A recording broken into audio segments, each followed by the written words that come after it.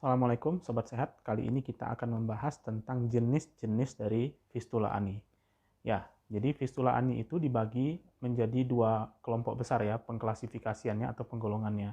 Berdasarkan berat ringannya dan berdasarkan posisi atau letak dari fistula ani. Berdasarkan berat ringannya tentu dibagi menjadi ringan dan berat, atau dalam istilah kedokterannya, istilah medisnya, fistula ani yang simple dan fistula ani yang kompleks. Fistula ani yang simple itu salurannya satu. Fistula ani yang kompleks lebih dari satu. Ya, saya jumpai beberapa pasien itu memiliki titik-titik lubang fistula ani itu kadang-kadang lebih dari satu, dua, bahkan tiga. Ya, semakin banyak lubang fistula ani ini, maka prognosisnya atau kemungkinannya semakin buruk, semakin sulit untuk diobati, semakin tinggi angka kekambuhannya. Sementara kebanyakannya itu sebetulnya adalah sphincter fistula ani yang simple. Dan ini bisa diobati dan tingkat keberhasilan operasinya cukup tinggi. Nah, kemudian penggolongan fistula ani berdasarkan letaknya. Nah, ini yang sebetulnya disepakati sampai hari ini dari tahun 1970 oleh seorang namanya Park ya. Disepakati di seluruh dunia bahwa fistula ani itu dibagi berdasarkan letaknya terhadap sphincter. Nah, pasti kita bertanya, apa itu sphincter? Jadi sphincter itu adalah otot yang berada di dekat anus, yang itu gunanya adalah untuk kita mengatur bagaimana kita bisa menahan buang air besar, menahan kotoran untuk keluar. Ada sphincter ani interna, ada sphincter ani yang eksterna. Interna dalam, eksterna luar. Nah, sphincter ani yang interna itu biasanya mengontrol secara tidak sadar. Kalau sphincter ani eksterna itu kita mengontrol secara sadar. Nah, fistula ani ini dibagi berdasarkan letak dari fistula ani ini terhadap sphincter, seperti yang ada di gambar berikut ini. Nah, kalau kita lihat di gambar ini, maka fistula ani ya itu dibagi berdasarkan beberapa kelompok. Ada yang intersphincteric, ada yang transsphincteric, ada yang supra sphincteric, ada yang dia itu extra sphincteric. Nah, apa yang dimaksud dengan jenis-jenis ini? Jadi dari yang paling ringan dulu adalah intersphincteric.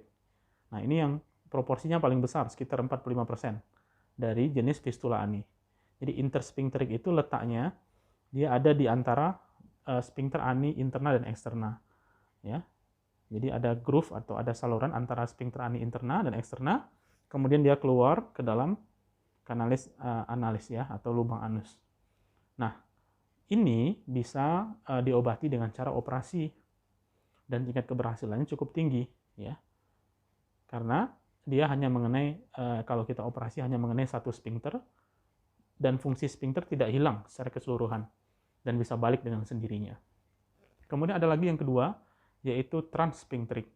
Transsphincteric itu berarti dia melewati lubang itu dari dalam anus, dia melewati sphincter ani interna, eksterna, kemudian keluar melalui daerah kulit sekitar anus. Nah, ini juga sekitar 30%, termasuk yang sedang. Ya. Nah, ini juga masih bisa dilakukan operasi dengan menggunakan operasi terbuka atau operasi konvensional. Ya. Kita sobek, kita buka, bersihkan seluruh fistulnya itu, kemudian dikeluarkan. Nah, sekalipun sphincter ani interna dan eksterna yang terkena sebagian, tapi fungsi sphincter tidak hilang secara keseluruhan. Ya, tidak hilang secara keseluruhan. Masih bisa menahan defekasi, dan lama-kelamaan fungsi sphincter ini biasanya 2-3 minggu kembali lagi normal. Ya. Kemudian jenis yang ketiga adalah suprasphincteric, yaitu sphincter ini berjalan melewati sphincter ani eksterna ya, di atas sphincter ani eksterna, kemudian turun melalui intersphincteric ya, antara dua sphincter, kemudian keluar. Ya, keluar. Nah, ini agak kompleks ya, karena dia jalan naik turun dan sphincter ani eksterna itu terkena semua kalau dibebaskan.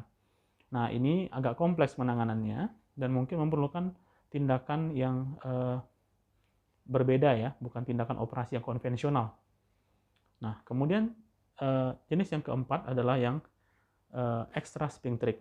Nah, ini yang paling sulit ya, karena dia tidak melewati sphincter tapi lewatnya di luar daripada sphincter. Jadi kalau dioperasi ya bisa rusak semua sphincternya, terbuka, menganga. Nah, ini yang paling sulit ya, bahkan mungkin bisa sampai kolostomi ya. Sementara untuk dibuatkan lubang ya.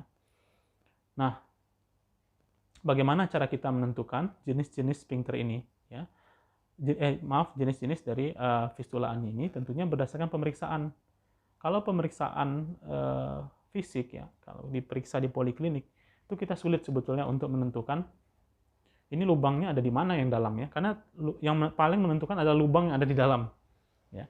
Jadi kita harus meriksa di dalam kamar operasi pada saat operasi. Sebetulnya pemeriksaan yang paling bagus itu namanya MRI, Magnetic Resonance Imaging. Ya. Tapi pencitraan ini tidak semua rumah sakit punya. Yang kedua, harganya mahal. Ya. Jadi jarang sekali kita gunakan ya, modalitas ini modalitas yang terbatas. Nah, para sobat sehat sekalian, itulah tadi jenis-jenis dari fistula ani. Insya Allah pada video berikutnya kita akan menjelaskan jenis-jenis operasi dari fistula ani. Terima kasih. Assalamualaikum.